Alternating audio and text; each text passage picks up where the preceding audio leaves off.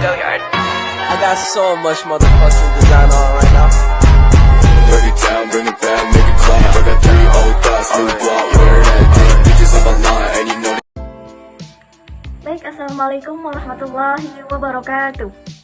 Di sini saya akan menjelaskan tentang mekanisme transport melalui membran plasma, yaitu ialah interaksi sel, baik dengan sel lainnya maupun dengan lingkungannya. Sangat dibutuhkan untuk mempertahankan kelangsungan hidup sel tersebut. Interaksi sel dilakukan dengan cara transport melalui membran plasma. Transport saat melalui membran bertujuan antara lain sebagai berikut.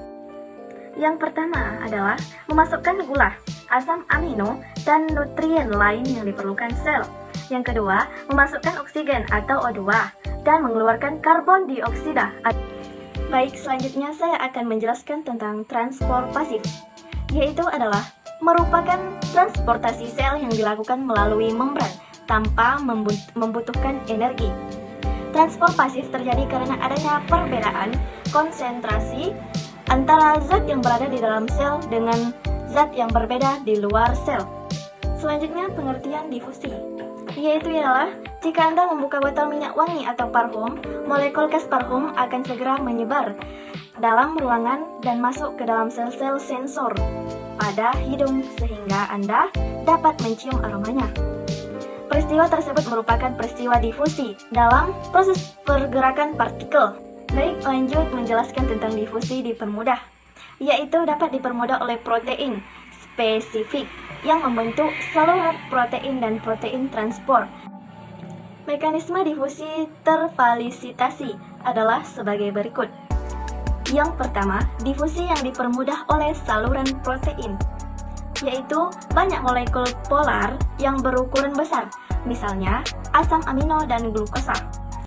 Saluran protein dapat membuka dan menutup karena adanya rangsangan listrik atau kimiawi. Lanjut, yang kedua yaitu difusi yang dipermudah oleh protein transport. Protein transport memiliki sifat seperti enzim yang bersifat spesifik terhadap zat dan tempat pengikatan molekul yang diangkutnya. Baik, sekian dan terima kasih. Baiklah teman-teman, di sini saya akan menjelaskan tentang transport aktif. Transport aktif adalah transport zat melalui membran yang melawan gradien konsentrasi dari konsentrasi rendah ke konsentrasi yang lebih tinggi. Transport aktif meliputi pompa ion, kontrasport, dan endositosis, eksositosis. Yang pertama ada pompa ion. Pompa ion adalah transport ion melalui membran dengan cara melakukan pertukaran ion dari dalam sel dengan ion di luar sel. Gambar di bawah ini adalah pompa natrium kalium pada sel hewan. Baiklah teman-teman, langsung saja masuk ke judul yang kedua, yaitu kontrasport. Kontrasport adalah transport aktif dari zat tertentu yang dapat menginisiasi transport zat terlarut lainnya. Kontrasport dilakukan oleh dua protein transport dengan energi berupa ATP. Contoh kontrasport yaitu pompa proton yang menggerakkan transport sukrosa pada sel tumbuhan. Baiklah teman-teman, langsung saja masuk ke judul yang ketiga, yaitu eksositosis endositosis. Eksositosis endositosis adalah transfer partikel dan molekul besar melalui pelipatan membran plasma atau pembentukan vesikula. Aeksositosis. Pada eksositosis, vesikula yang berisi makromolekul dari badan Golgi dipindahkan oleh sitoskeleton untuk bergabung dengan membran plasma. Yang kedua, endositosis. Pada endositosis, makromolekul dikelilingi oleh membran plasma yang melipat membentuk vesikula. Kemudian vesikula tersebut masuk ke dalam sel.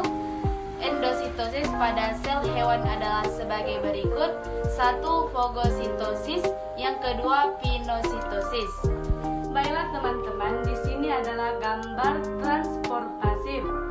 Amino dan glukosa pada penyakit turunan sistinuria, sel ginjal tidak memiliki protein yang mentransport sistein dan asam amino lain, sehingga di dalam sel ginjal terjadi akumulasi asam amino yang kemudian akan mengkristal menjadi batu ginjal. Dan gambar yang kedua adalah difusi dipermudah oleh A. saluran protein dan B. protein transport. Kemudian di sini adalah osmosis. Osmosis adalah proses bergeraknya molekul air dari larutan dengan konsentrasi rendah hipotonik ke larutan dengan konsentrasi yang lebih tinggi hipertonik melalui selaput selektif permeabel. Larutan hipertonik memiliki konsentrasi zat terlarut yang lebih rendah, sedangkan larutan hipertonik memiliki konsentrasi zat terlarut tinggi. Berikut ini adalah gambar peristiwa osmosis. A. Osmosis pada sel berdinding. Sel tumbuhan, alga, dan jamur memiliki dinding sel. Jika berada pada larutan yang hipertonik, air di dalam sel keluar sehingga sel mengerut dan membran plasma akan tertarik menjauhi dinding sel, disebut plasmolisis. B. Osmosis pada sel tidak berdinding. Sel hewan tidak memiliki dinding sel. Jika berada pada larutan yang isotonik, volume sel hewan akan stabil atau normal. Misalnya, sel eritrosit akan memiliki bentuk yang tetap jika dimasukkan ke dalam larutan garam 1%.